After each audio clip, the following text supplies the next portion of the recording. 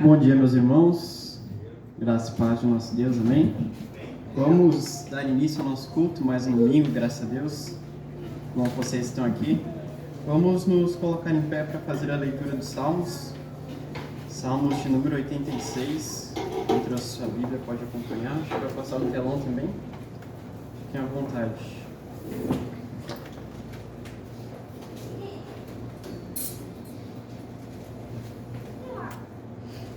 Salmos do Senhor que nos diz assim, essa é uma oração de Davi ao nosso Deus.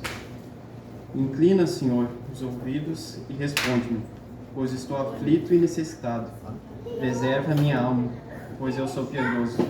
Tu, ó Deus meu, salva o teu servo de quem te confia. Compadece-te de mim, ó Senhor, pois a ti clamo de contínuo. Alegra a alma do teu servo, porque a ti, Senhor, eleva a minha alma. Pois tu, Senhor, és bom e compassivo, abundante em benignidade, para com todos os que te invocam. Escuta, Senhor, a minha oração e atende a voz das minhas súplicas. No dia da minha angústia, clamo a ti, porque me respondes. Não há entre os deuses semelhantes a ti, Senhor, e nada existe que se compare às tuas obras. Todas as nações que fizeste irão prostrar-se-ão diante de ti, Senhor, e glorificarão teu nome, pois tu és grande e operas maravilhas. Só tu és Deus. Ensina-me, Senhor, o teu caminho e andarei na tua verdade. Dispõe-me coração para só temer o teu nome.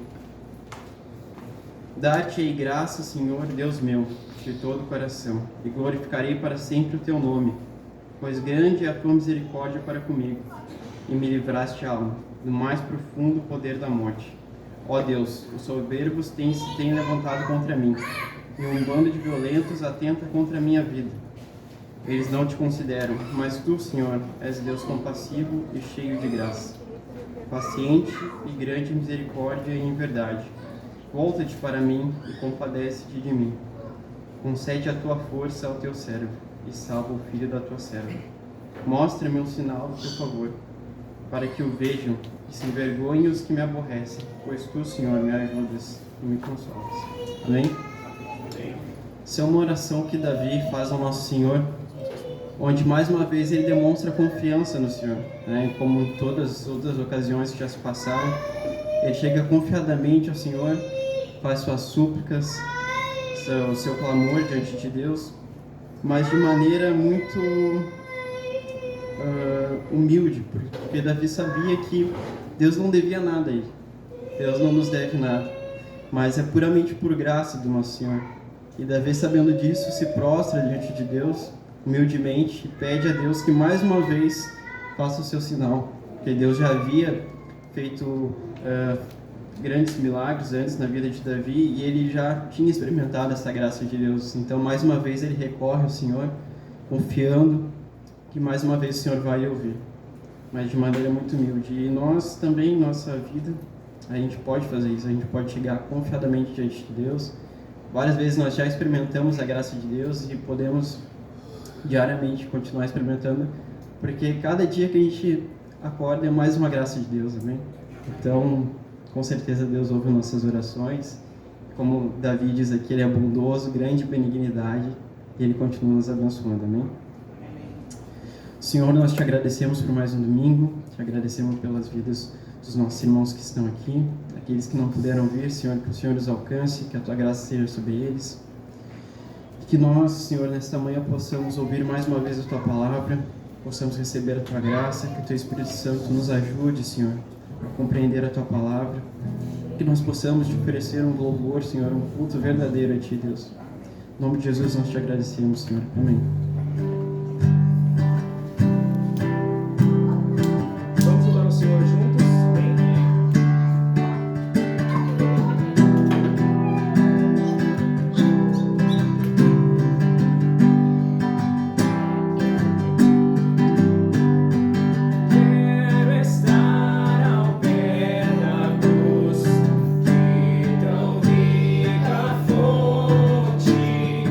Corre, Fran.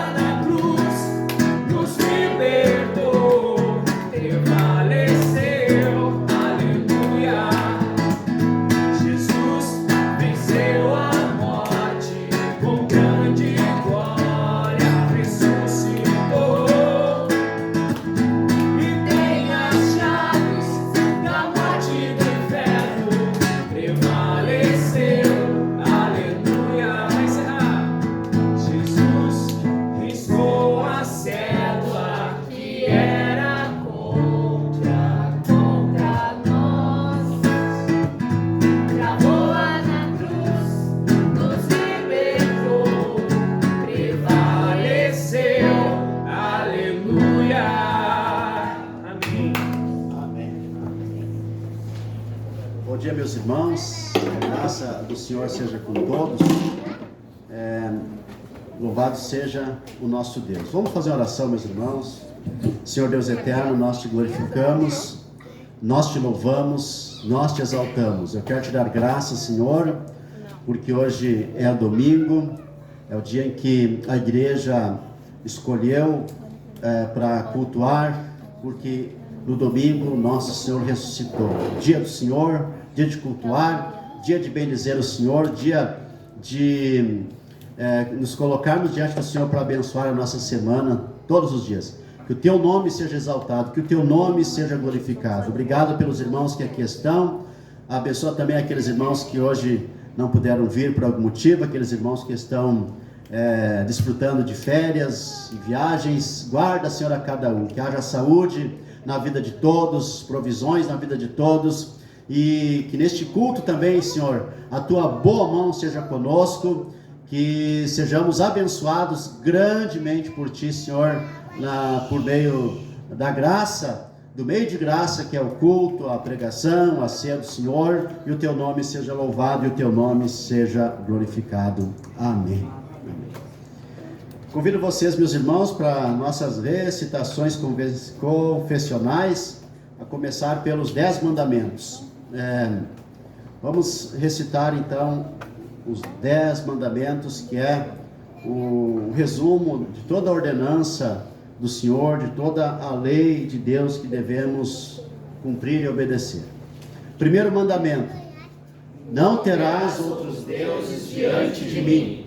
Segundo mandamento: não farás para ti imagem de escultura, nem alguma semelhança do que há em cima nos céus. Não as adorarás e não lhes dará culto.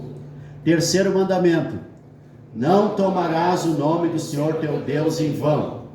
Quarto mandamento: lembra-te do dia do sábado para o santificar. Quinto mandamento: honra teu pai e a tua mãe. Sexto mandamento: não matarás. Sétimo mandamento: não adulterarás. Oitavo mandamento: não furtarás. Nono mandamento: não dirás falso testemunho contra o teu próximo. E 10º mandamento: não cobiçarás nada do teu próximo. Amém. Deus seja louvado. Vamos ao catecismo, né? Recitação do catecismo. A gente começou o catecismo na Nova Cidade, né? E hoje a pergunta número 3. Isso, é 3, está errado o número ali. É 3, está errado o número ali. Então, hoje está tudo errado. Ali está 2 e é 3. No diretório do culto está 4 e é 3. Então, o texto está certo. O texto está certo. O texto está certo, que é o mais importante. Vamos lá. É a pergunta número 3. Eu faço a pergunta e vocês respondem todos junto, como a gente sempre fez, ok? Pergunta número 3, então, do Catecismo Nova Cidade. Quantas pessoas existem em Deus? Resposta? Existem 3 pessoas no único Deus vivo e verdadeiro: o Pai, o Filho e o Espírito Santo. São os mesmos em substância, iguais em poder e glória. Coisa extraordinária. Vamos mais uma vez, porque isso é sensacional. Pergunta número 3. Quantas pessoas existem em Deus? Resposta: Existem 3 pessoas no único Deus vivo e verdadeiro: o Pai, o Filho e o Espírito Santo. São os mesmos em substância, iguais em poder e glória. Amém. Meus irmãos, nós estamos este ano, 2024, nós estamos trabalhando, orando e querendo que a nossa igreja cresça.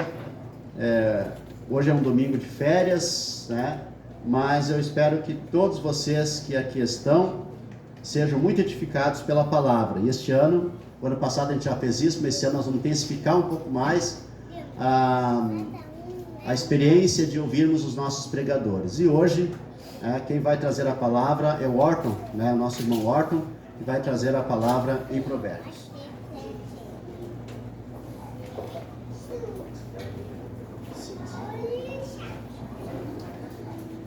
Bom dia, irmãos.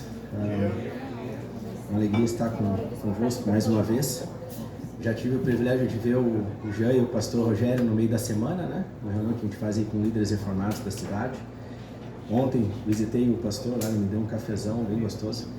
Agora eu estou devendo. E é sempre bom estar com os irmãos, né? E poder ter o privilégio de servir os irmãos através da administração da palavra. O pastor disse que hoje deu tudo errado, né? Começou atrasado porque precisou arrumar aqui em cima da hora. Que o slide estava errado, né? Porque preciso, mas uma coisa não falha, a palavra de Deus. Essa não vai errar, com certeza. O Espírito Santo me usa nessa manhã e abra os nossos corações, os nossos ouvidos para ouvir e entender. Vamos abrir então em Provérbios 8. Provérbios 8, você pode abrir sua Bíblia. Vamos ler o capítulo inteiro. Como sempre falo, né? Quem achou aí diz amém. Amém? Quem não achou, misericórdia. Ó, tem misericórdia ainda, olha só. Ou senta de um lado de um crente, né? O crente vai saber onde está. Provérbios 8.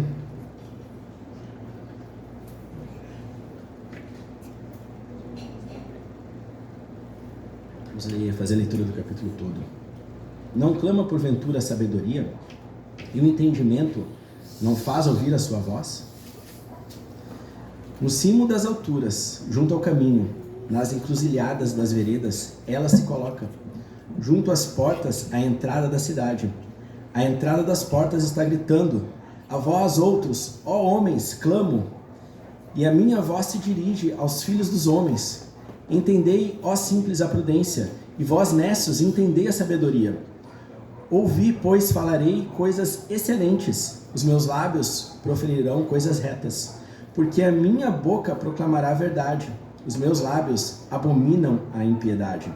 São justas todas as palavras da minha boca. Não há nelas nenhuma coisa torta, nem perversa. Todas são retas para quem as entende, e justas para os que acham o conhecimento. Aceitai meu ensino, e não a prata e o conhecimento antes do que o ouro escolhido, porque melhor é a sabedoria do que joias. E de tudo o que se deseja, nada se pode comparar com ela. Eu, a sabedoria, habito com a prudência e disponho de conhecimentos e de conselhos. O temor do Senhor consiste em aborrecer o mal, a soberba, a arrogância, o mau caminho e a boca perversa. Eu os aborreço. Meu é o conselho e a verdadeira sabedoria. Eu sou o entendimento. Minha é a fortaleza. Porque por meu intermédio reinam os reis, e os príncipes decretam justiça. Por meu intermédio governam os príncipes, os nobres e todos os juízes da terra. Eu amo os que me amam. Os que me procuram me acham. Riquezas e honra estão comigo. Bens duráveis e justiça. Melhor é o meu fruto do que o ouro refinado. E o meu rendimento melhor do que a prata escolhida. Ando pelo caminho da justiça, no meio das veredas do juízo, para adotar de bens os que me amam e lhes encher os tesouros. O Senhor me possuía no início da sua obra, antes de suas obras mais antigas. Desde a eternidade fui estabelecida, desde o princípio, antes do começo da terra, antes de haver abismos, eu nasci, e antes ainda de haver fontes carregadas de águas, antes que os homens fossem firmados, antes que os montes fossem firmados, antes de haver outeiros eu nasci. Ainda ele não tinha feito a terra, nem as amplidões, nem sequer o princípio do pó do mundo. Quando ele preparava os céus, aí estava eu. Quando traçava o horizonte sobre a face do abismo, quando firmava as nuvens de cima, quando estabelecia as fontes do abismo, quando fixava ao mar o seu limite, para que as águas não traspassassem os seus limites, quando compunha os fundamentos da terra, então eu estava com ele e era seu arquiteto. Dia após dia, eu era suas delícias, folgando perante ele em todo o tempo, regozijando-me no seu mundo habitável e achando as minhas delícias com os filhos dos homens. Agora, pois, filhos, ouvi-me, porque felizes serão os que guardarem os meus caminhos. Ouvi o ensino, sede sábios e não rejeiteis. Feliz o homem que me dá ouvidos, velando dia a dia as minhas portas, esperando as ombreiras da minha entrada. Porque o que me acha a vida e alcança a favor do Senhor. Mas o que peca contra mim violenta a própria alma. Todos os que me aborrecem amam a morte. Vamos orar.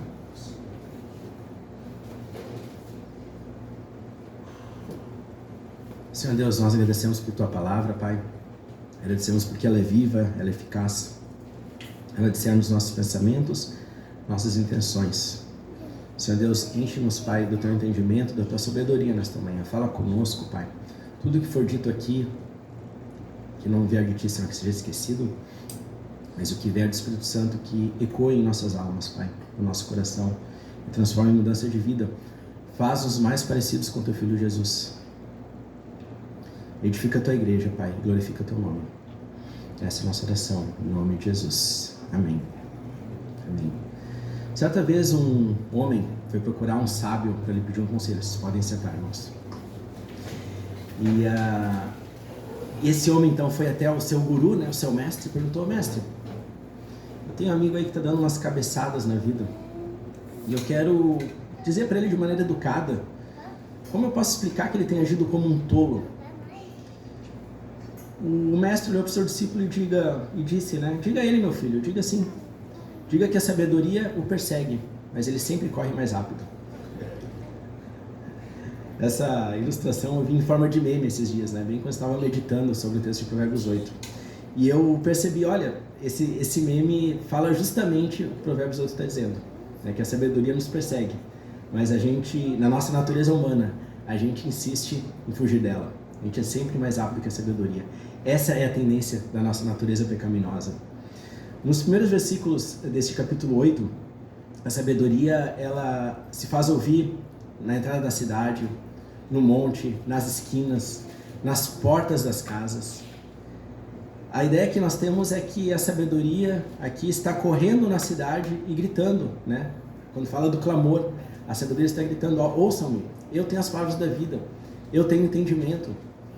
Me faz lembrar um pouquinho de Jonas, quando entrou em Nínive e gritava, né? Percorreu 3 dias a cidade, uma cidade que precisava de 3 dias caminhando e correndo para proclamar ali: arrependei-vos, né? Em 3 dias Nínive será subvertida, será destruída.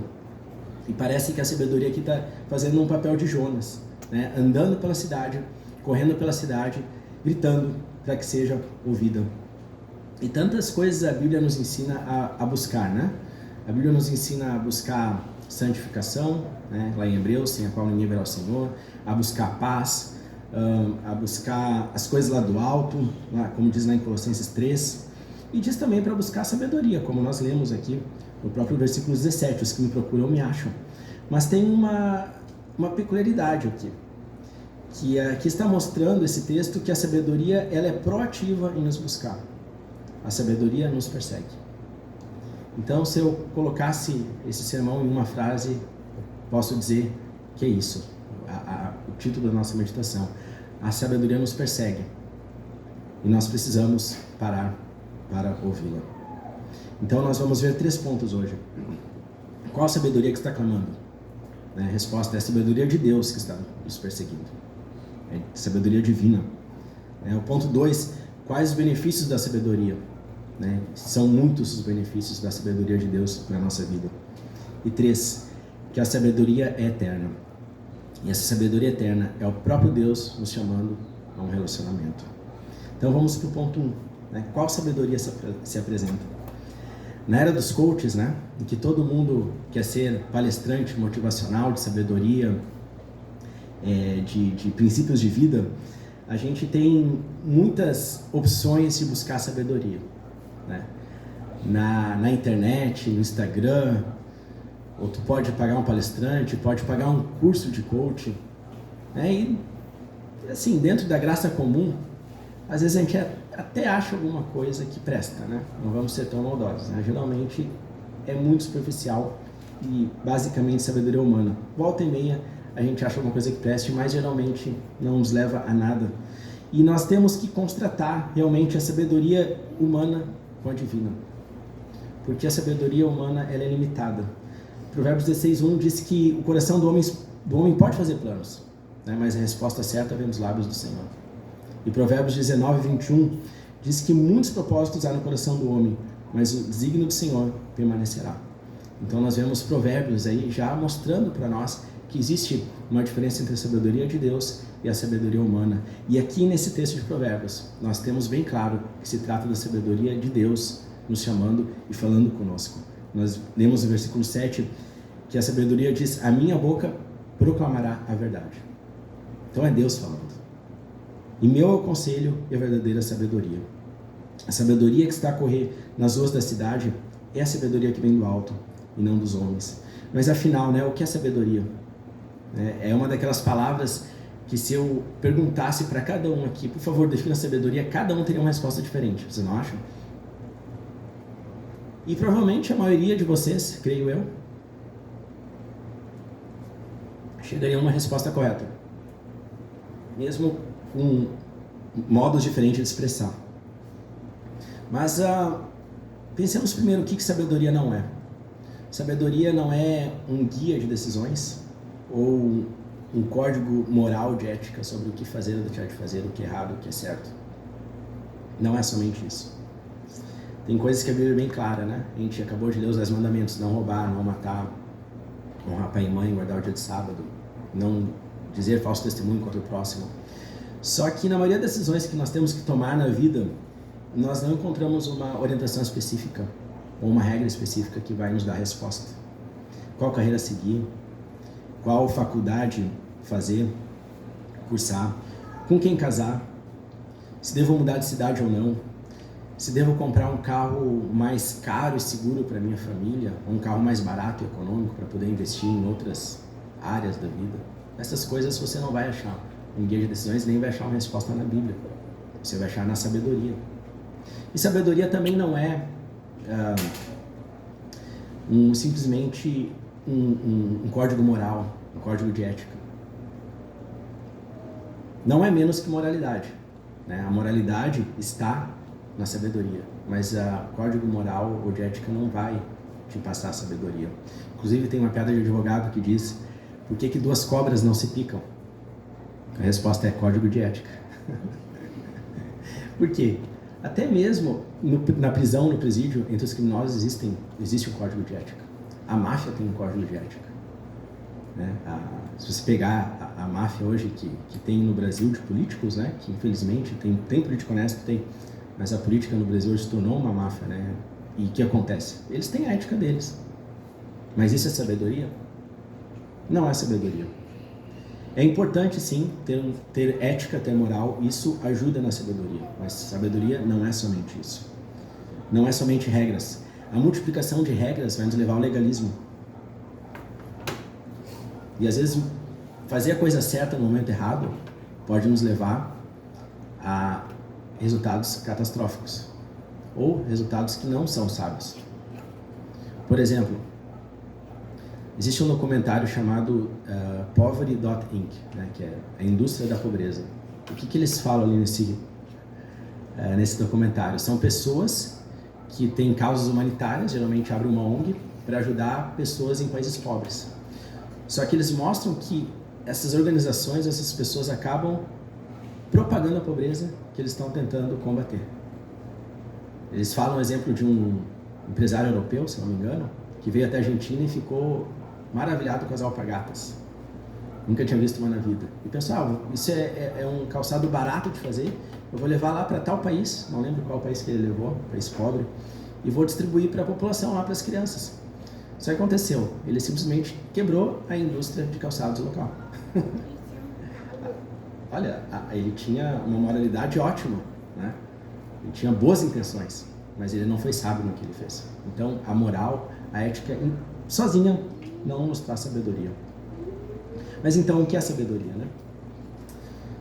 A sabedoria, diz Tim Keller, é a competência em relação às realidades e complexidades da vida. Veja no verso 14 que nós lemos. Ele diz que meu é o conselho e a verdadeira sabedoria. Eu sou o entendimento. Eu sou o entendimento. A verdadeira sabedoria nos dá uma noção mais completa da realidade. Uma noção daquilo do que a vida realmente é. Ser sábio, então, é ter essa noção da existência, em que se pode discernir com clareza a direção a seguir e as decisões que deve se tomar enquanto se trilha o caminho. E quando você está indo num caminho, você precisa saber onde colocar o pé, precisa saber onde pisar e precisa saber o que está em sua volta. A Bíblia diz, Salmo 119, 105, lâmpada para os meus pés é a tua palavra e luz para os meus caminhos, ou luz para o meu caminho. Quando você chega num quarto escuro e liga a luz, você enxerga onde as coisas estão. Agora, se você insiste em entrar no quarto escuro sem saber a realidade daquele quarto, daquela sala, você vai tropeçar em tudo que é coisa que está na tua frente. Vai dar canelada, vai topar o dedão em algum lugar, não vai acabar bem. Mas a palavra de Deus, essa é a verdadeira sabedoria divina, porque ela nos traz o conhecimento da realidade. Francis Schaeffer disse que o Evangelho é a verdade sobre todo o universo. Já parou de pensar nisso? Diz a filha dele, quando ele teve esse insight, ele realmente mudou em relação a tudo que ele, a maneira que ele agia, a maneira que ele explicava as coisas, porque ele conseguiu, ele já sabia, né? Mas ele conseguiu sumarizar, ele conseguiu resumir essa verdade, que o Evangelho é a verdade sobre todo o universo. E realmente a Bíblia nos mostra tudo o que é realidade, desde o Gênesis até o Apocalipse. A cosmovisão bíblica nos ensina o que é real. A Bíblia nos ensina quem é o Criador. A Bíblia nos ensina como o mundo foi criado. A Bíblia nos ensina como o homem foi criado e o que aconteceu com o homem na queda, porque o homem passa os problemas que passa hoje. A Bíblia nos ensina a realidade do pecado, nos ensina o plano de redenção e nos ensina o que vai ser a consumação deste mundo. E quando nós temos essa visão do que é a realidade como um todo, nós conseguimos fazer decisões mais sábias. Nós conseguimos olhar para a eternidade, não apenas olhando para as coisas aqui deste mundo, como Jesus falou naquela parábola do homem que armazenou, né, a sua super safra e achava que poderia ali se regalar e se aposentar. E Jesus falou: louco, essa noite pedirão a sua alma, o que darás em troca? É um louco, um nécio, um tolo, que acha que tudo que existe está nesse mundo, um nihilista, que acha que não existe nada, que o nada criou e do nada nós vamos. Ele é um louco porque ele não sabe o que a Bíblia, o que a Palavra de Deus ensina sobre a realidade. E veja, Provérbios é um livro de sabedoria, e é um livro que está dentro dessa metanarrativa, né, ou dessa narrativa grande da Bíblia, que o homem é decaído, foi criado por Deus, caiu no pecado e está passando agora por uma história em que Deus vem buscar os seus eleitos nesse plano de redenção. E dentro disso, Provérbios é um desses livros, livro de sabedoria. E esses livros de sabedoria nos mostram a ordem criada nos relacionamentos. A Bíblia nos mostra também a ordem criada, que dá estabilidade para o mundo, de como o universo funciona, de como a ciência pode trabalhar, observar, tirar suas conclusões e ser aplicada. Os livros de sabedoria nos ensinam a ordem das relações, dos relacionamentos. E da mesma maneira, se você ignorar a ordem da gravidade, você vai quebrar a cara, literalmente, né? Se você ignorar a ordem dos relacionamentos, você também vai se dar mal. E Provérbios está nos mostrando essa ordem de Deus para os relacionamentos de maneira que ela é observada. Não dá aqui um ideal, não é uma caixinha de promessas. A gente não pode... Ele até tem talvez uma lógica, olha, faça assim, haja assim, você vai ter esse resultado, né, na lei da semeadura. Mas é uma observação das coisas como elas acontecem. Jó, por exemplo, que é um outro livro de sabedoria na Bíblia, ele é um livro que mostra a ordem oculta de Deus, né? Ele não revela o mistério do sofrimento, mas mostra que há um sofrimento no mundo. E Eclesiastes, então, vai mostrar a ordem rompida, né? Porque ali mostra que há as injustiças no mundo, nem mesmo aquele que guarda o dinheiro e que é prudente acaba sendo rico, né? Eclesiastes mostra vários desses rompimentos da ordem por causa da queda do pecado. Mas Provérbios nos mostra basicamente essa ordem percebida, observada como as coisas são ou deveriam ser se você agir da maneira correta. E Provérbios também é um livro poético, né, de sabedoria. Na poesia bíblica, né, a gente pensa em poesia, a gente pensa sempre na rima, né? E a gente começa a olhar para a literatura mais antiga e ver que a rima, apesar de ser bonita e musical, né, a rima ela é um artifício poético, né, um método poético muito simples, né, comparado com outros métodos poéticos. E a Bíblia, em Provérbios, usa o paralelismo. Né, ele coloca duas ideias para reforçar uma única ideia. Às vezes, uma que reforça diretamente ou uma que se opõe para mostrar aquela realidade. Então, por exemplo, a justiça guarda quem é correto em seu caminho, mas a perversidade transtorna o pecador. Então, ele usa duas coisas opostas para falar da questão da justiça e como você é bem-aventurado quando guarda a justiça. Se você não guardar, você vai ser um transtornado. Provérbios 11:22 diz que uma mulher sem discrição é como uma joia em focinho de ouro. Por que ele fala isso? Porque também é outra maneira que a poesia bíblica usa, é usar uma imagem, uma metáfora, mas uma imagem vívida, né? Que ela é assim, chocante. Então você pensa em uma mulher bonita, sem discrição, aí ele fala, é como um porco usando uma joia no seu focinho. Já pensou um porco com um anel de diamante no focinho? Né? Nos leva a pensar duas coisas, que ela não sabe usar, né, aquela beleza, como um porco não sabe usar uma joia. E também, né, obviamente, se você ficar com uma pessoa, né, isso não vale só para o homem, né, para a mulher, vale para os dois. Se for uma pessoa com a sua beleza, você vai levar todo o pacote junto. Né? A mulher bonita, que é chata, que é mau caráter, né, essa mulher com a sua beleza, ela vai trazer isso junto. Então, é uma mulher bonita sem discrição, é isso. Você quer levar a mulher bonita, mas uma mulher que não é discreta na sua beleza, sabe que está levando um pacote que não vai ser muito vantajoso no final. Então, Provérbios usa essas metáforas de imagens vívidas. Isso faz parte da poesia bíblica também. E Provérbios também é importante saber, como palavra de Deus, mostra várias faces de um mesmo assunto. Tá? E seus versículos não podem ser lidos isoladamente, mesmo em Provérbios. A Bíblia, Provérbios, né, fala muito de casamento, é um dos temas principais, instruindo os jovens homens, né, sobre o matrimônio. E fala lá em Provérbios 8:22, que encontra uma esposa, encontra a benevolência do Senhor, achou o bem. Provérbios 14:1 diz que a mulher sábia edifica a sua casa. Mas em Provérbios 21:19 diz que a mulher é melhor viver no deserto do que com mulher rixosa ou briguenta. Então, achou uma esposa, achou benevolência, mas daqui a pouco diz que a mulher rixosa é melhor viver no deserto do que viver com ela. O que está certo afinal? Todas as coisas estão certas, porque ele está fazendo uma observação de como a realidade é. Aí você pode pensar, bom, então, o que tu aprende com isso, né? O homem, quando olhar para uma mulher que pensa em casar, ele vai olhar para ver o caráter dessa mulher, né? Se ela é uma mulher briguenta, é melhor ficar sozinho do que casar com a mulher que ele está pensando. E para a mulher, né, seja solteira ou casada, não seja uma chata, né? Não seja uma briguenta, não seja uma rixosa. Literalmente, se você é um homem chato também, vale para o homem. Se você é um homem chato, então a mulher estaria bem melhor sozinha do que contigo.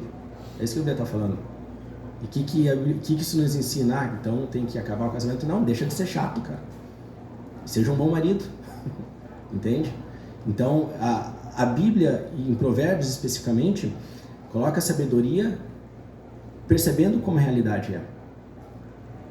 Porque a realidade ela é complexa. A vida não é um simples toma lá da cá. A lei da semeadura vale, mas por causa da ordem rompida, por causa do pecado, a vida se torna mais difícil de ser discernida, e é por isso que nós precisamos da sabedoria. A sabedoria é você entender a complexidade da vida e agir e tomar as decisões conforme a vida realmente é. Por isso não se trata de um manual de certo e errado, é insuficiente. Por isso não se trata de uma caixinha de promessas. Em realidade, um pecado, ela é difícil de ser entendida, mas a sabedoria é reconhecer essa realidade e tentar agir de acordo com ela. E a sabedoria também ela nos diz respeito ao caráter do leitor. Olha lá no versículo 9, diz que todas as minhas palavras são retas para quem as entende. Para quem as entende. Quem não está comprometido com a sabedoria divina vai até mesmo distorcer as verdades que Provérbios ensina, que esse livro ensina. O Sermão do Monte, sabedoria de Cristo, diretamente dos lábios de Deus, é para os discípulos. Aquele que não é discípulo não consegue viver o Sermão do Monte. É uma ética muito elevada para aquele que não é espiritual. Tanto é que no final do Sermão do Monte, Jesus fala: muitos virão naquele dia e dirão: Senhor, Senhor, no teu nome expulsei demônios, fiz milagres. E o Senhor vai dizer: olha, apartai-vos de mim todos vós que praticais a iniquidade, não vos conheço. Porque não adianta você seguir a religiosidade, chamar de Senhor, fazer obras, expulsar demônios. Essa ética bíblica é para os discípulos e revela um caráter. As coisas espirituais só são entendidas por quem é de Cristo. Lá em 1 Coríntios 2,14 fala: o homem natural não aceita as coisas do Espírito de Deus, porque eles são loucura e não pode entendê-las, porque elas se discernem espiritualmente. Então o problema não é intelectual. A questão aqui não é o conhecimento acadêmico. Há mais esperança para o insensato, diz outro provérbio, 26:12, do que para aquele que é sábio segundo os seus próprios olhos. O sábio segundo os seus próprios olhos, ele acha que sabe tudo. Ele acha que é melhor que os outros. Estava até conversando com o pastor Iquadre, né? Ontem, que o meio reformado, infelizmente, né? Eu sou reformado, calvinista convicto, nunca vou sair desse meio, dessa bolha, mas o meio reformado tem se tornado extremamente farisaico. Extremamente farisaico. Julgando publicamente as pessoas. Na eclesiologia, também querendo colocar ordem das coisas de uma maneira de pôr um peso que nem mesmo os líderes podem carregar. Farisaísmo, porque o conhecimento sem piedade e sem graça faz isso. Infelizmente, e aqui a gente fala com tristeza, né? Quando a gente fala um erro da igreja, a gente pode falar, mas a gente tem que falar com tristeza, né? Que o nosso meio reformado tem se tornado farisaico. E a gente, atentando a isso, a gente tem que talvez tentar corrigir publicamente, né? Quem é figura pública, que tem essa influência. Por isso, o oposto do sábio não é o burro, ou não é o que tem falta de conhecimento, mas é o tolo, porque é um problema de caráter. Você não pode falar que o oposto da sabedoria é simplesmente a falta de instrução e educação, porque uma pessoa pode ser sábia sem educação formal. Eu estava falando que a Bíblia nos ensina a ordem criada das coisas. Uma senhorinha analfabeta que ouve a Bíblia, ouve o pastor, crê na Bíblia, ela é muito mais sábia do que o PhD mais renomado ateu, porque ela tem uma leitura da realidade que é muito mais superior do que daquele PhD, seja lá no que for que esse PhD seja, até um cientista. O oposto da sabedoria também não é simplesmente a falta de entendimento, porque o caráter pode ajudar o simples quando lhe falta o senso mais profundo da realidade. Então, uma pessoa que tem um caráter, às vezes não tem um entendimento completo para ser uma pessoa extremamente sábia, mas ela ainda pode ser sábia. O proceder falho também não é uma sabedoria, porque os sábios piedosos são seres humanos, pecadores, que vão errar, eventualmente. Então, todas essas coisas que eu falei, talvez a falta de entendimento, a falta de educação formal, a falta de instrução, atos falhos, elas demonstram a falta de sabedoria em pontos isolados, mas elas são insuficientes para competir com a sabedoria. A tolice é um problema mais profundo, é um problema de caráter, e não de conhecimento. Jesus nos fala, né, que não se tira bons frutos de uma árvore má. E a sabedoria é fruto da boa árvore. É fruto dessa árvore que está enraizada em Cristo, na verdadeira sabedoria. O sábio é aquele que está tendo o seu caráter moldado por Cristo. 7 vezes cairá o justo e se levantará, diz Provérbios 24:16. 7 vezes cairá o justo e se levantará. Ele pode errar, mas o justo, sábio, ele vai se levantar. Ele vai se corrigir. Mas os perversos são derrubados pela calamidade. Mais uma vez aqui, né, o paralelismo, poesia hebraica. E aqui, Provérbios 4:18, eu entendo que esse versículo talvez seja o que melhor resuma o livro de Provérbios junto com Provérbios 1:7. Que a vereda do justo é como a luz da aurora, que vai brilhando mais e mais até ser dia perfeito. É como a luz do amanhecer. Quando você acorda cedo e vê os primeiros raios de sol aparecendo, ainda é escuro, você não enxerga direito, mas vai se firmando, vai abrindo o dia Quando chega o meio-dia, aquele sol, aquele céu azul. O caminho do sábio, do justo é assim. E mesmo que ele venha a tropeçar, ele sabe onde caiu e ele vai se consertar. E é por isso que Provérbios 4:18 continua, que a vereda do justo é como a luz do amanhecer, que vai brilhando mais e mais até esse dia perfeito, mas o caminho do perverso é como a escuridão, nem sabe este onde tropeça. O perverso cai e nem sabe onde caiu, porque para ele é um caminho de escuridão. Se você parar para pensar nisso, né, que o temor do Senhor é o princípio da sabedoria. O que é a sabedoria? O temor do Senhor é a fé que nós temos em Deus. Se você tem fé em Deus e na Bíblia, você vai ter essa noção completa da realidade. Você vai galgar caminho que vai te fazer compreender a realidade e te levar a uma sabedoria bíblica. Mas é tudo baseado na fé, no temor do Senhor, é o princípio da sabedoria. E quando você está nesse temor do Senhor, você confia em Deus e tem fé, aí o seu caminho começa a ser como essa luz da aurora, que vai brilhando, até que você é finalmente glorificado. Bom, se a verdadeira sabedoria, né, está na Bíblia e nos leva a um entendimento correto da realidade, nós temos que pensar também nos benefícios que o texto nos mostra dessa verdadeira sabedoria. Deus nos concede muitos benefícios através de sua sabedoria. O primeiro é que a sabedoria de Deus constrói riquezas que significam verdadeira prosperidade. Olha aí no versículo 10. Você está com a Bíblia aberta ainda. Versículo 10 e 11. Depois o 19 ao 21. Aceitai o meu ensino e não a prata, e o conhecimento antes do que o ouro escolhido, porque melhor a sabedoria do que joias, e de tudo o que se deseja, nada se pode comparar a ela. Aí vamos no 19. Melhor é meu fruto do que o ouro. Ou melhor, do 18, tá? Riquezas e honra estão comigo, bens duráveis e justiça. Melhor é meu fruto do que o ouro refinado. E o meu rendimento, melhor do que a prata escolhida. Ando pelo caminho da justiça, no meio da vereda do juízo, para adotar de bens os que me amam e lhes encher os tesouros. Então esse contraste está dizendo que, não está dizendo que a prata e o ouro e as riquezas são ruins. O ponto é que a sabedoria é melhor que a riqueza, porque é a sabedoria que produz as riquezas. A verdadeira prosperidade está na sabedoria. Provérbios 15:16 diz que é melhor é o pouco, havendo o temor do Senhor, do que grande tesouro onde há inquietação. Então, havendo sabedoria, havendo o temor do Senhor, se o temor do Senhor é o princípio da sabedoria, esse pouco com sabedoria vai ser melhor do que o muito onde há loucura, onde há inquietação, onde há briga. Provérbios 13:11 nos alerta que os bens que facilmente se ganham, esses diminuem. Como diz lá na linguagem de hoje, né? A riqueza que é fácil de ganhar é fácil de perder. Então aqui, mais uma vez, o ponto não é um discurso contra a riqueza, contra a prata e o ouro, mas é contra a prata e o ouro ganhos sem sabedoria. O autor do livro aqui, Salomão, preferiu a sabedoria, né?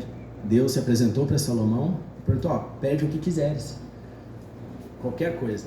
E o que Salomão pediu? Salomão pediu sabedoria. E a resposta de Deus para ele foi lá em 2 Crônicas 1:11-12, porque foi este o desejo do teu coração, e não pediste riquezas, bens ou honras, nem a morte dos que te aborrecem, nem tampouco pediste longevidade, mas a sabedoria e o conhecimento, para poderes julgar o meu povo, sobre o qual te constitui rei. Sabedoria e conhecimento são dados a ti. E te darei riquezas, bens e honras, quais não teve nenhum rei antes de ti, e depois de ti não haverá teu igual. Então veja bem, Salomão podia pedir qualquer coisa a Deus. Você já pensou? Deus falou, pede qualquer coisa que você quiser. Qualquer coisa. E Salomão vai lá e pede sabedoria. E aí Deus, que Salomão pediu sabedoria, deu todo o resto que ele precisava. Ou que ele podia pedir. E a verdade é que todas as riquezas elas podem ser mal usadas, podem ser abusadas. Mas com sabedoria, nós entendemos como empregar melhor aquilo que Deus nos dá. Né? Mais uma vez, a riqueza que fácil se ganha, fácil se perde. Você já deve ter visto, né? Histórias de pessoas ganhando na loteria, milhões de reais, e poucos anos depois estão pobres de novo. Porque não é o dinheiro que você ganha, mas é a maneira que você ganha que conta e que vai te abençoar. Outro benefício da sabedoria. A sabedoria é a ferramenta dos reis dos bons governantes. E aí todo o povo se beneficia. A sabedoria capacita os governantes para que se estabeleça uma ordem permanente na sociedade. Assim como a ordem criada por Deus na sua sabedoria controla o universo, aquele rei, aquele bom governante, ele faz um microcosmos do universo dentro da sociedade que ele está gerindo. Os decretos do rei devem então estar em harmonia com a ordem divina.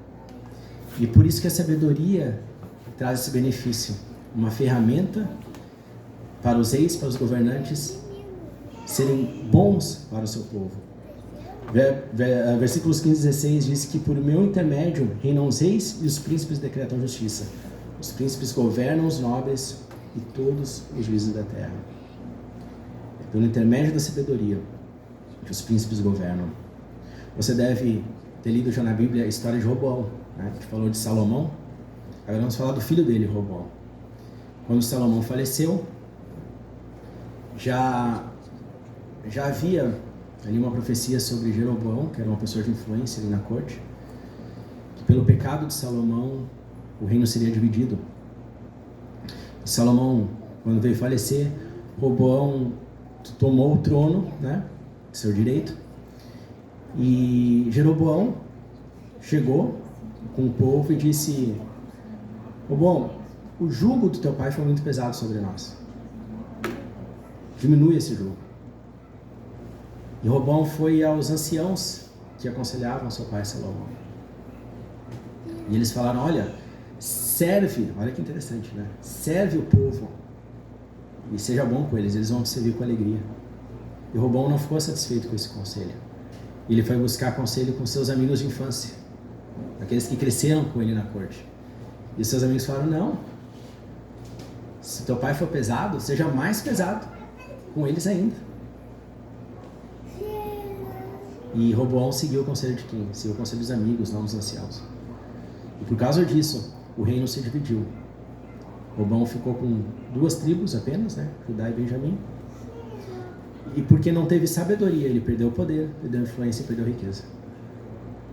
E ainda foi um jugo mais pesado para o seu povo.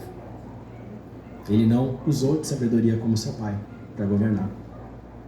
Provérbios 29:4 diz que o rei justo sustém a terra, mas o amigo de impostos a transtorna. É exatamente isso que nós temos vivido também no Brasil, né? Nós vemos um jugo sendo colocado sobre o povo, isso é histórico, né? Não é desse governo atual. E a gente sabe, né, que se Tiradentes, né, foi morto por se rebelar contra o quinto 20%, a gente paga praticamente metade do que a gente produz em imposto. Imagina só, né? E a gente sabe o jugo que é sobre nós. A gente sabe que isso não é bom. Por quê? Porque são governantes políticos, né, que não agem com sabedoria e não são tementes a Deus. Que Deus tenha misericórdia do Brasil, né? E nos livre disso. Para todos, a sabedoria traz benefícios materiais e imateriais. Então, se para os reis, né, traz sabedoria para governar, a sabedoria traz benefícios materiais e imateriais para todos, né? Os que buscam o Senhor, bem nenhum lhes faltará. Está lá em Salmo 34:10. E Provérbios 15:33 diz que o temor do Senhor é a instrução da sabedoria, humildade precede a honra. Então você vai ganhar riquezas, prosperidade pela sabedoria, mas também vai ganhar honra, vai ganhar coisas imateriais. E a sabedoria também procede prudência e estabilidade. Verso 12 diz: eu, a sabedoria, habito com a prudência. Os fundamentos sobre os quais constituímos a nossa vida, né, ela vai nos ajudar a tomar um rumo correto e nos guardar em tempos difíceis.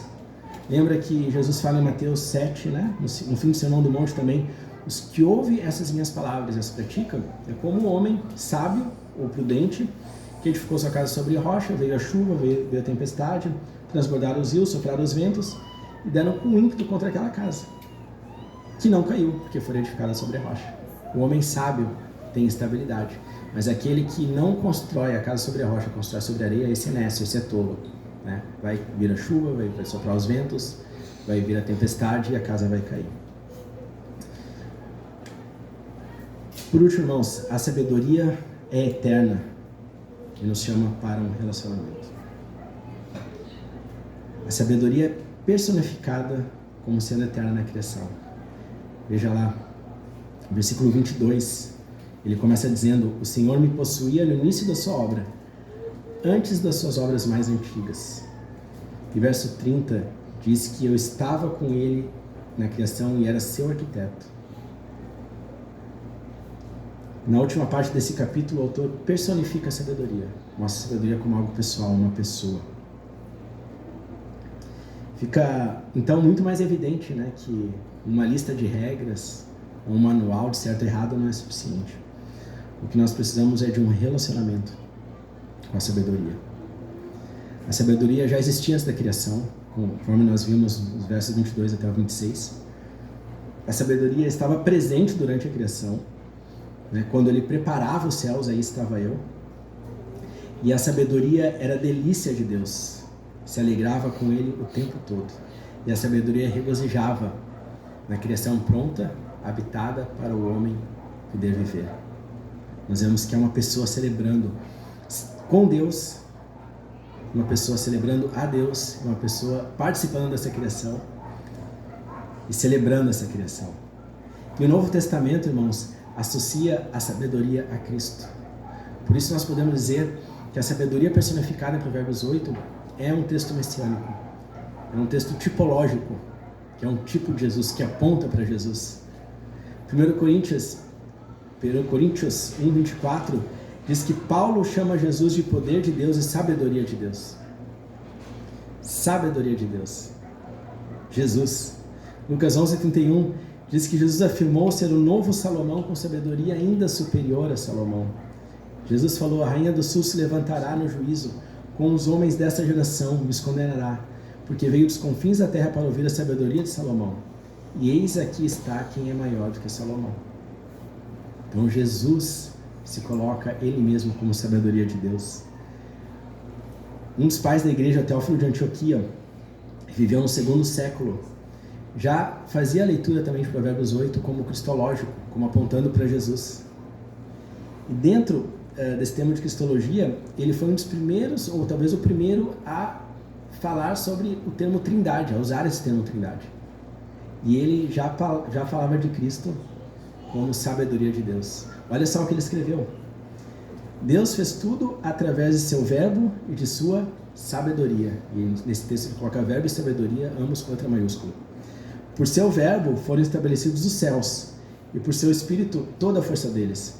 Sua sabedoria, com S maiúsculo, é poderosíssima. Por sua sabedoria Deus colocou os alicerces da terra, por sua inteligência dispôs os céus, em sua prudência os abismos se abriram e as nuvens derramaram o orvalho. Então, historicamente, a igreja sempre entendeu esse texto como apontando para Jesus. A sabedoria de Deus é Jesus. João 1 não nos deixa dúvida, quando diz que o verbo estava com Deus, no princípio o verbo era Deus. Sem ele nada do que foi feito se fez. E a palavra verbo, né, pode ser traduzida como palavra, lá do grego logos, né, que é o quê? Que é razão, que também pode ser entendida como sabedoria. Então, no princípio, a sabedoria estava com Deus, e a sabedoria era Deus. Tudo que foi feito por intermédio da sabedoria, e sem a sabedoria, nada do que foi feito se fez. E quando nós pensamos da sabedoria percorrendo as cidades, percorrendo de porta em porta, na entrada da cidade, nas esquinas da cidade, nós não podemos deixar de lembrar de Jesus, que vem nos perseguir. Como João 3,16 diz, que Deus amou o mundo de tal maneira que enviou o seu Filho, para que todo aquele que crê não pereça, mas tenha a vida eterna. A sabedoria foi enviada para nos encontrar. A sabedoria de Deus vem ao nosso encontro. Até mesmo o Evangelho de Mateus diz que percorria Jesus todas as cidades e povoados, ensinando nas sinagogas, pregando o Evangelho do Reino. Veja, se não é parecido, né, esse texto de Mateus com o texto de Provérbios. Essa sabedoria que entra na cidade, que sai a percorrer, que sai a clamar, que sai a pregar. E o próprio Jesus, que vem ao mundo e vai às cidades pregando, nas sinagogas, nas praças, no templo. O Jesus, o Cristo, clamando: arrependei-vos, porque é chegado o reino dos céus, e clamando para ser ouvido. O convite final da sabedoria em Provérbios 8 é o mesmo convite de Cristo. Se lá em Provérbios 8:34 nós vemos que feliz é o homem que me dá ouvidos, porque o que acha vida, o que me acha vida, e o que me aborrece ama a morte, é a mesma pregação de Cristo, quando diz: eu sou a ressurreição e a vida, quem crê em mim, ainda que morra, viverá. É Jesus pregando em Provérbios, o Espírito Santo falando, ou o Filho falando através do Espírito Santo, já lá em Provérbios 8. Outras religiões têm os seus sábios que transmitem sabedoria. Eles vão dizer: faça isso, né? Ou como o Buda, né? que tinha os 8 passos, ou outros líderes que vão dizer Maomé, que aponta para lá, dentro da sabedoria de suas religiões. Eles dizem: olha, a sabedoria está naquela pessoa, está naquele Deus, está nessa ou naquela atitude. Mas Jesus, ele aponta para si mesmo e diz: eu sou sabedoria, e eu vim te buscar, eu estou te perseguindo. Jesus veio para salvar os seus, a sabedoria veio para nos trazer a salvação. Todo descanso nas outras religiões você vai buscar em conselhos, você vai buscar em manuais, 5 passos para aquilo, 7 passos para aquilo outro. Apenas na fé cristã nós temos a sabedoria chamando: venha a mim, porque eu sou a sabedoria. Se você está cansado, aprenda de Cristo, Ele é a sabedoria de Deus. Vinde a mim, vós todos que estáis cansados e sobrecarregados, e eu vos aliviarei. Tomai sobre vós o meu jugo e aprendei de mim, porque sou manso e humilde de coração, e achareis descanso para a vossa alma. O descanso que você procura está em Cristo. A sabedoria de Cristo vai trazer esse descanso. Se você procura uma resposta, um caminho, um propósito de vida, Jesus diz: eu sou o caminho, eu sou a verdade, eu sou a vida. E a voz de Cristo é sempre ouvida por aqueles que são dele. Lá em João 10, Jesus falou: as minhas ovelhas ouvem minha voz e me seguem.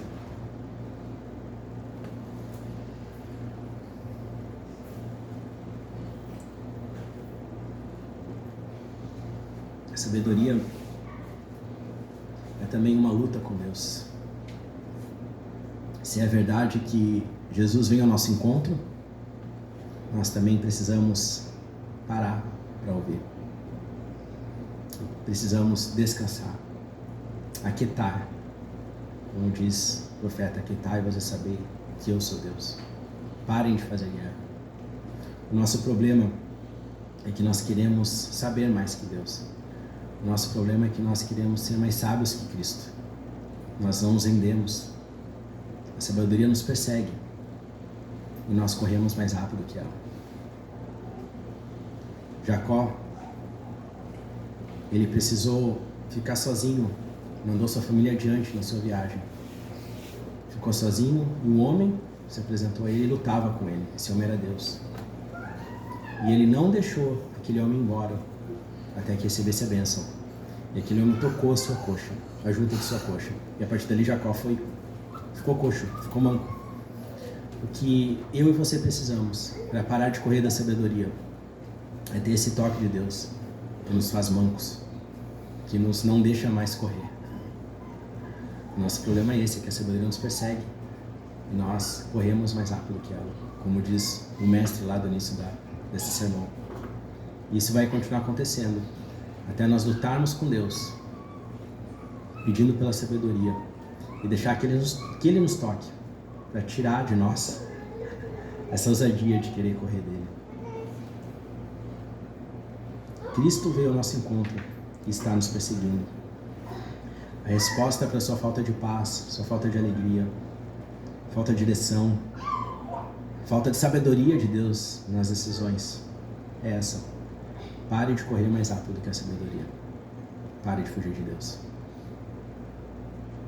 Vamos orar. Senhor, nós agradecemos pela Tua palavra, Agradecemos, Senhor, mais uma vez porque ela fala conosco e nos ensina. Que nós, Senhor, possamos sair daqui, Pai, renovados, Senhor, sabendo que a Tua sabedoria está disponível. Perdoa-nos, Senhor, quando somos falhos, Deus. Perdoa-nos, Senhor, quando somos tolos. Molda o nosso caráter, Deus, para sermos como o justo, cujo caminho vai brilhando mais e mais, como a luz do amanhecer, até ser dia perfeito. Obrigado, Pai, por esse culto, por cada um que está aqui, Deus. Abençoa o restante desse domingo. Dedicamos ele a Ti. Em nome de Jesus. Amém.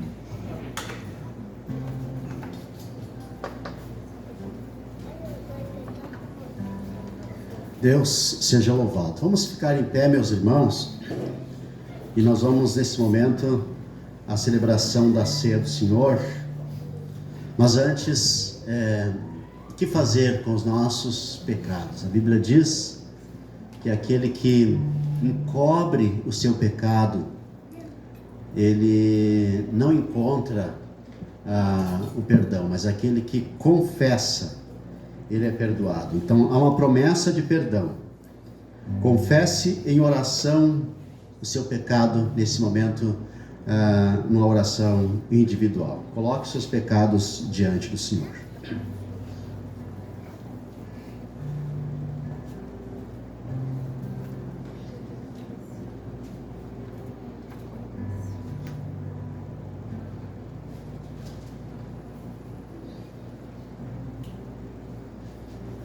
Amém. Sejam, por meio da confissão e da fé em Jesus, absolvidos da culpa e recebam a proclamação do perdão. Esta é a boa nova do Evangelho para todos nós. Amém? Louvado seja Deus. Louvado seja Deus. Meus irmãos, vamos à ceia do Senhor. É uma maravilha nós participarmos da ceia todos os domingos. É incrível, é maravilhoso. Alguém disse, pastor, isso é uma glória, a gente poder participar da ceia do Senhor todos os domingos com a nossa família. Então, meus irmãos, a palavra do Senhor nos diz que o Senhor Jesus, na noite em que foi traído, tomou o pão e, tendo dado graças, o partiu e disse: este é o meu corpo que é dado por vós, façam isto em memória de mim. A palavra do Senhor já me diz que depois o Senhor depois de cear tomou o cálice, dizendo: este cálice é a nova aliança no meu sangue, façam isto em memória de mim. Porque todas as vezes que comerdes o pão ou beberdes o cálice, anunciais a morte do Senhor até que Ele venha. Vamos orar, meus irmãos, dando graças pelo pão. Senhor, nós te damos graças por este pão, porque por meio do teu corpo, da tua morte na cruz, nós fomos perdoados, nós fomos redimidos, nós fomos justificados. Muito obrigado, Senhor, te damos graças. Também te pedimos a bênção para o cálice, Senhor, porque a tua palavra diz que por meio do teu sangue derramado, nós fomos justificados.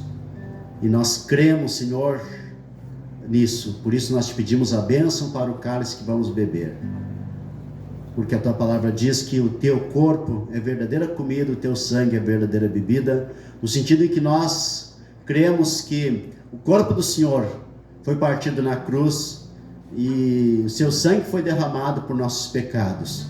Por isso nós cremos também que nós somos justificados pela fé e pela fé somente, fé no Filho de Deus, que nos amou e a si mesmo se entregou por nós. Amém.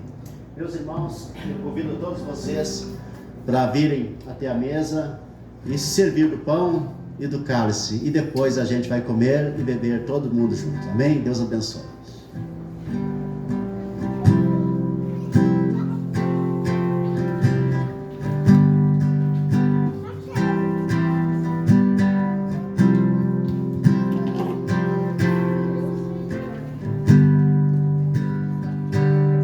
Se tu olhares, Senhor, pra dentro de mim, nada encontrarás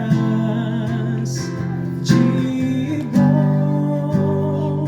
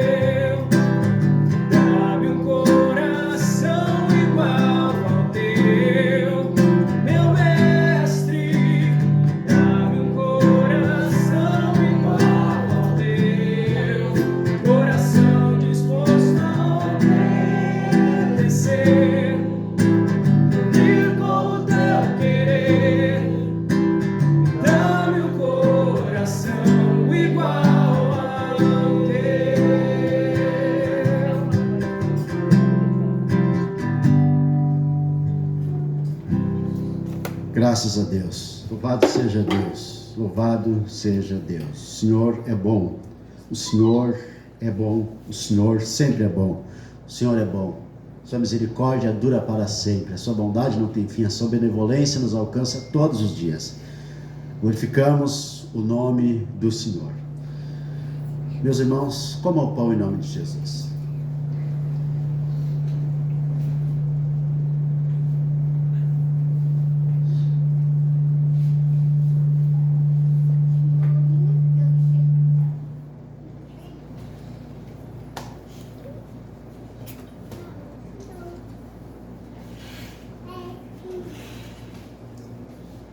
Graças a Deus, graças a Deus. Vamos recitar, meus irmãos, o credo apostólico, que é a nossa declaração principal de fé, que nós amamos recitar. Recitem comigo então. Creio em Deus, Pai Todo-Poderoso, Criador do céu e da terra. Creio em Jesus Cristo, seu único Filho, nosso Senhor, o qual foi concebido por obra do Espírito Santo. Nasceu da Virgem Maria, padeceu sob o poder de Pôncio Pilatos, foi crucificado, morto e sepultado. Desceu ao inferno, ressurgiu dos mortos ao terceiro dia, subiu ao céu, está sentado à direita de Deus Pai Todo-Poderoso, de onde há de vir para julgar os vivos e os mortos. Creio no Espírito Santo, na Santa Igreja Católica, na comunhão dos santos, na remissão dos pecados, na ressurreição do corpo, na vida eterna. Amém. Graças a Deus. Bebam, meus irmãos.